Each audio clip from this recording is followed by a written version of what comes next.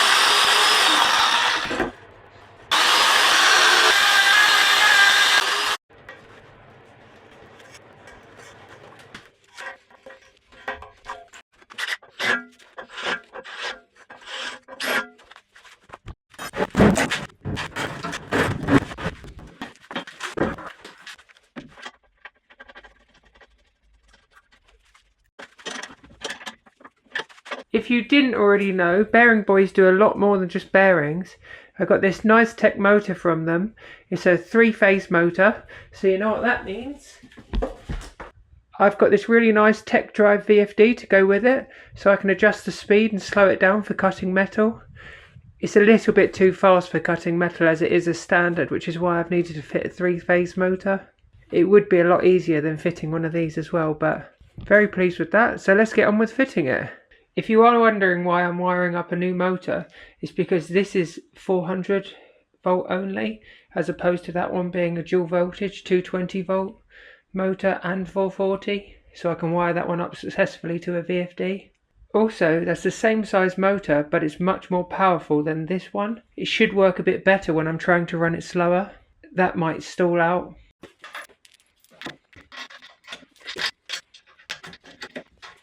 I was going to cut a 10mm plate and make that fit, but Bearing Boy supplied me a mounting plate, so it adapts those holes, or you can use it to adapt whatever, but it's got different spacings.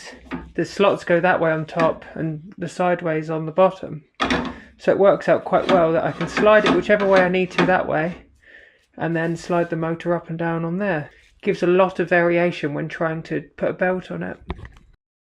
I'm going to put these 4 flat washers on here. It's just enough to space it above those. It then can slide fully sideways then.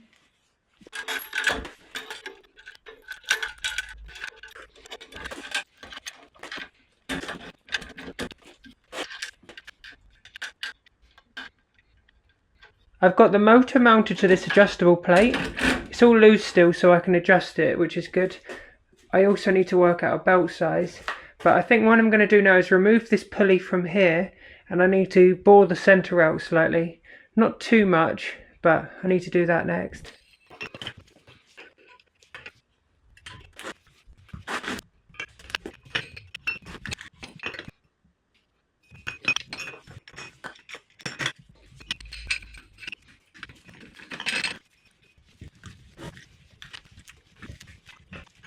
So that's a 19mm shaft on the motor, and the bore on this is 16mm. So I need to open that up a couple of mil in the lathe.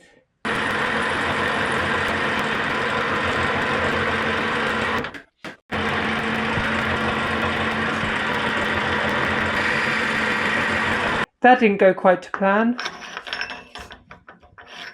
It was 0.12 oversized, and I just tried to take a spring cut, and now it's about 0.3 oversized. I don't quite know how that happened, but I'm quite irritated about it.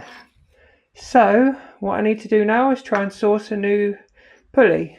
It's a couple of weeks later now, and I've got back from my trip.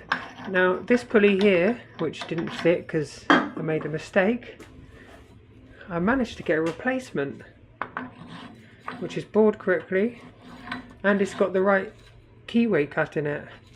This cost £50, so I was quite surprised by that. It certainly saved a lot of work, and if I'd known you can get them, I wouldn't have bothered with this one because of that broken part there. Anyway, let's get this on now. So I got Bearing Boys to supply me 2 different belts in the 2 different sort of sizes. Now they're both the same length and the same belt other than that, but I wanted to see which one fitted in the pulley the best. That one doesn't fit in there very well, but this one does. And it also kind of fits in there alright. So I think I'm going to go with this one. I think that'll do that. Now we just need to tighten the motor down and line it all up. So what I've done to line it up, I've used the face of this here. Now this edge here is a few mil thicker than that edge on there, but I've used that on there and eyed it up. It might not look straight on camera, but it is. And then I've gone off of each one of those across there and eyed that up all the way down, and it's all pretty straight now. So let's put the belt on. Now I'm going to clean up the table and all of the metal components because they've got surface rust on them. So I'm just going to take those bits off. I'm not painting the whole thing. I quite like the colour. A little bit sad that it's got damage there, but that's still sort of damaged, so I don't really want to try and fix it.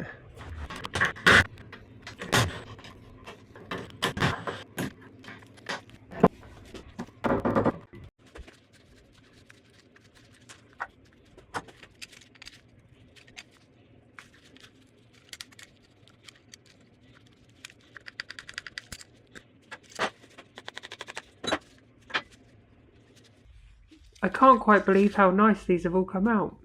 I just dipped them in an acid bath, so I guess we can start assembling them.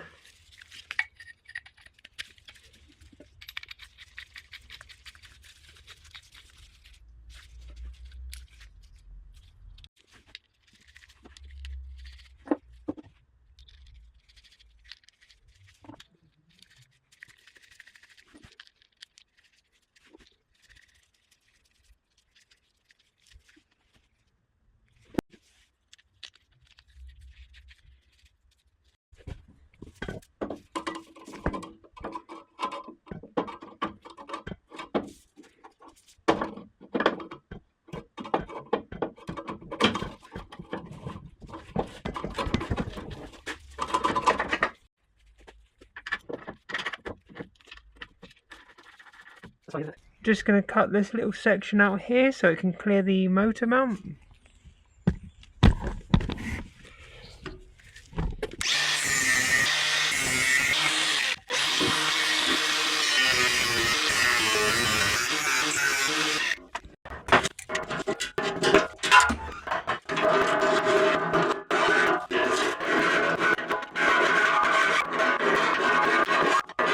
I think this bandsaw has been dropped, but this is the bar that holds the cover on. So I straightened it out because it was bent. I welded a M8 bolt on and I fixed the end here. So I'm going to bolt it back on.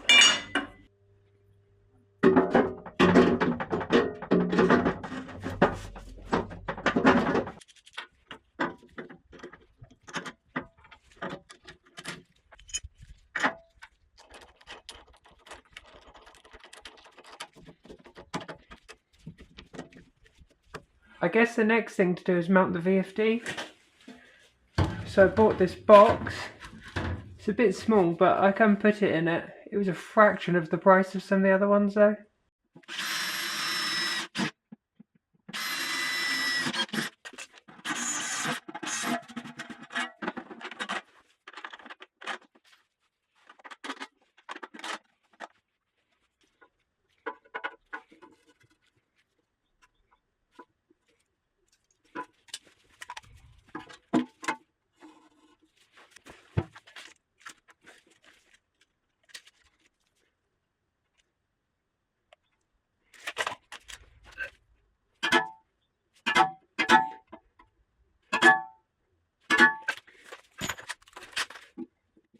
The blue tape's really helpful here. It shows no witness of markings once I'm finished.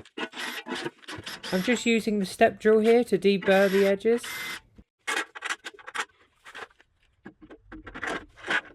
Lately I've found it so much easier to use these knipex cobalt that I've got to cut the ends off these screws.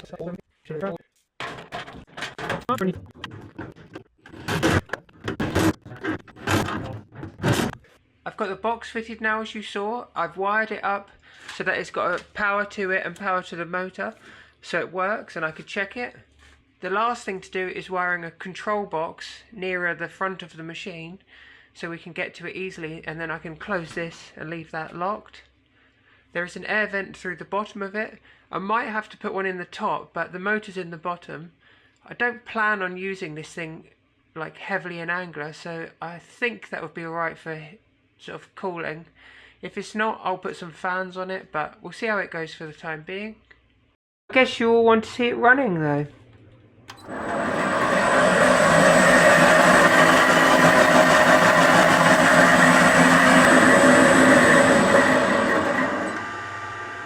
Just to give a quick rundown, this is a 3-phase motor. It can be run in star and delta. Now, to run it in 230 volt 3-phase, it needs to be in, I think it's delta, which is like the triangle, and star is like the Y looking one there. So all you have to do is move those 3 plates depending on what you want to operate it in. Hopefully you can sort of see on there. But this is all done now, so I can put this cover on.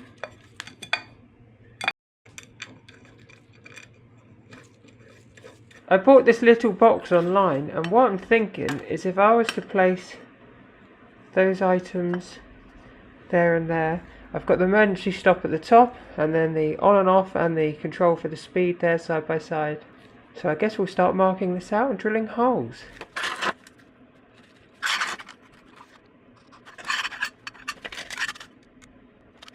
When checking for centre, I like to turn the tape measure around and check it on both sides to the same point.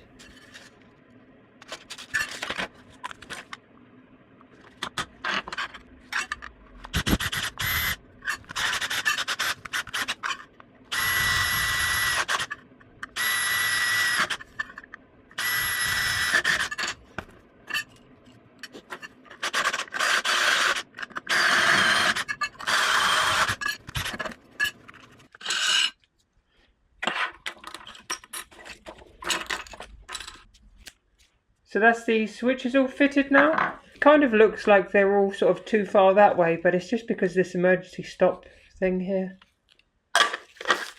They fit nicely in there.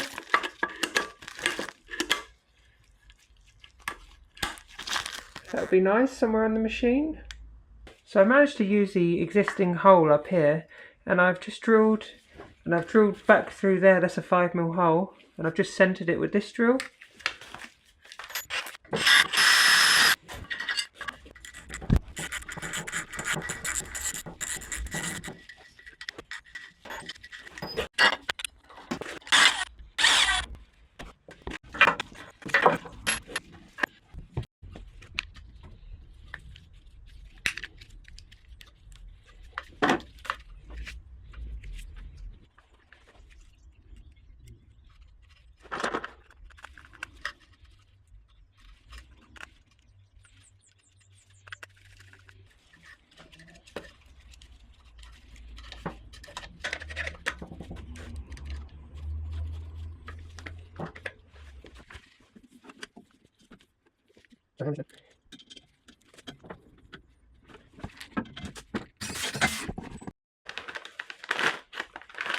If you're wondering why you open cable ties in the middle, because if you open it either end, they just fall out every time you turn the bag. But these obviously aren't going to fall out now. I'm using the little sticky pad cable tie mounts because I don't want to drill any more holes into this machine.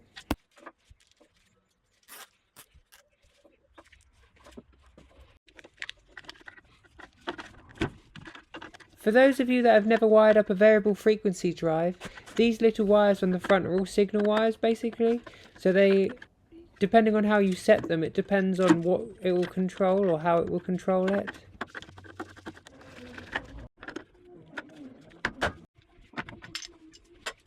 So I've noticed a bit of an issue with this, and you might have noticed it earlier on, but when this is running, the motor is bouncing, which is causing the whole thing to vibrate. It might not be very noticeable until I put my hand on it, but if you...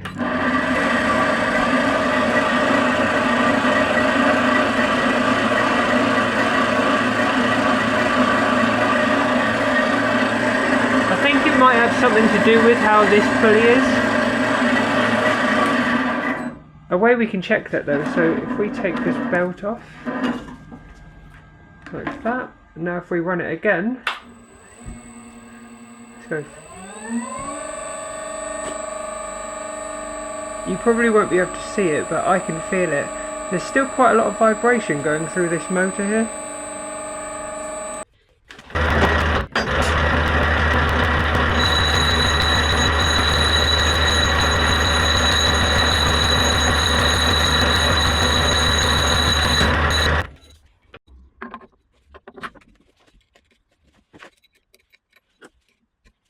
Let's try it now.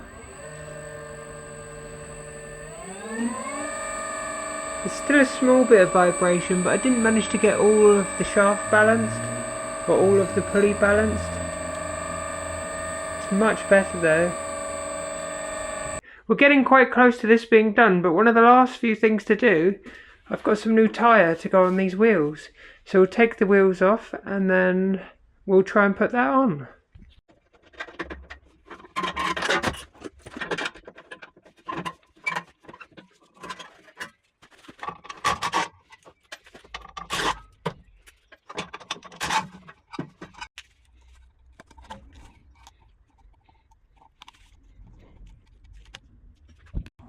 That took a lot longer than I thought. I'm just going to try and clean these up on a wire wheel now. I've got both wheels cleaned up now. Now it's time to try and get this on.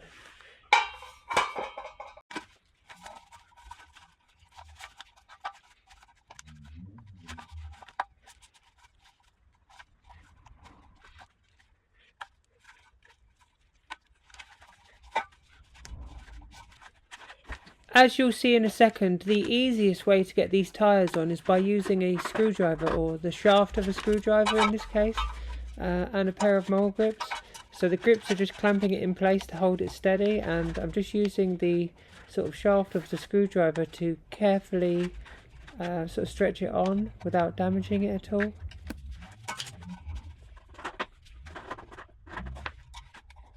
Now I'm just using the smaller screwdriver to square the tyre up on the wheel.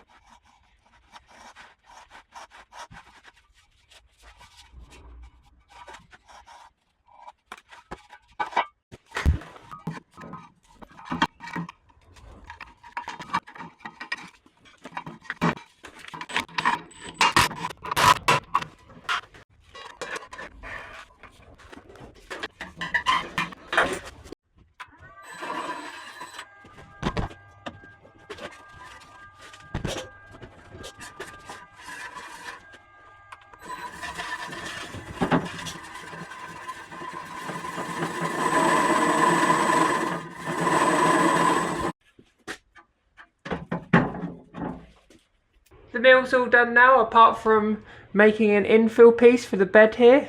It's a bit of a funny size. It's like 9mm or 8.9mm or something like that. Nothing seems to correlate in imperial, so I'm not really sure what it is, but what I'm going to do is cut a bit of 10mm plate down, mill it to the right width, and then I'm going to mill a radius in the end of it, and you'll see how I do that now. So let me cut that bit and we'll start on the mill.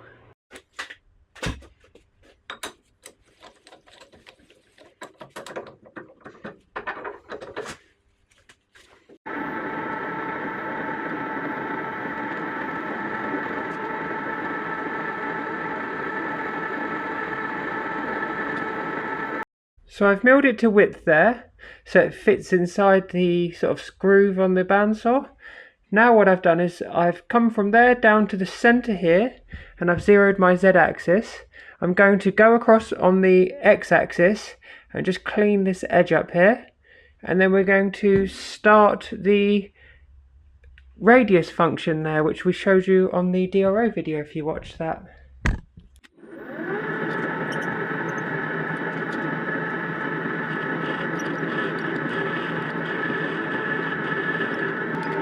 It's definitely hard to see, but here I'm doing the step function so you can see the radius starting to form.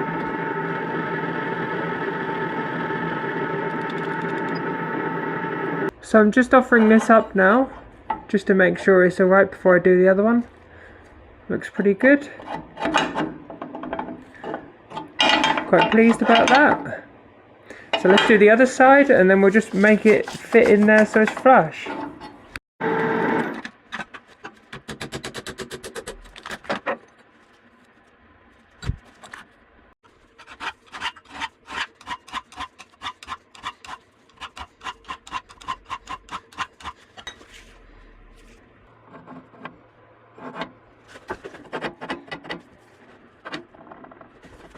So I've bought an arbor for my mill, and annoyingly the size was different here, so I had to machine one of these down to hold the cut-off wheels that I've got, or the slitting saws that I've got. I'm ready to now just cut in there and just cut down to a line that I've marked. It's all sort of rough because you've set it up on the bandsaw itself, but I've lined it up, so let's give it a go and hopefully it works.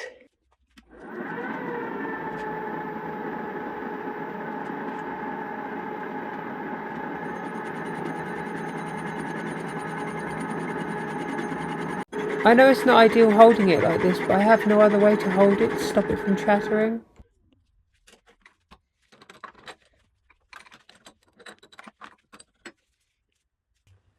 I guess the final thing is to see how it fits.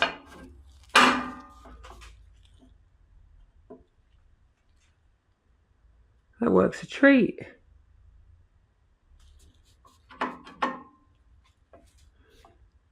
Nice and central as well. Just finally, to show what else I've done, I've put this little plate on there. It stops this from moving about because there was no way of it sort of stopping from falling out. I guess that brings us to the end of another video. I really enjoyed bringing this thing back to life and getting it up and running again. I'm so pleased that I can change the speed on it as well. That's really helpful. And also, it's a massive thanks to Bearing Boys for supplying the VFD and the motor for this. So thank you very much to those guys. I'm also really pleased with how well my channel's growing because of that last video, so thank you to everyone for subscribing from that last video. And if you aren't already, make sure you hit the subscribe button. But until the next one, thanks for watching. P.S. The ransoms isn't forgotten. It's still here. I've been doing a few bits to it, so hopefully you'll see that soon.